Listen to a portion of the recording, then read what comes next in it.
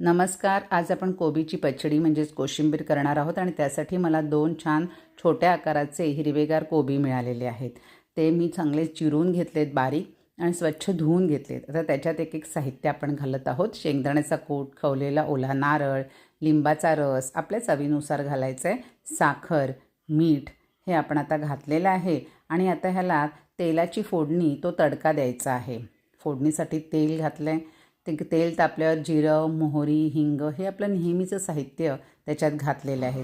हिरव्या मिरच्या आपल्याला जेवढं तिखट हवं आहे त्याप्रमाणे घ्यायचे आहेत आणि कढीपत्ता घातलेला आहे आणि अशा प्रकारे ही तडतडलेली फोडणी आता त्याच्यावर आपण घातलेली आहे. अशा प्रकारे आपली कोबीची पचडी म्हणजे कोशिंबीर तयार आहे. त्याच्यात आता आपण कोथिंबीर घातलेली आहे आणि आता ती सर्व करायला झालेली आहे रेडी. तर आपणही जरूर करून पहा कोबीची पचडी कोशिंबीर.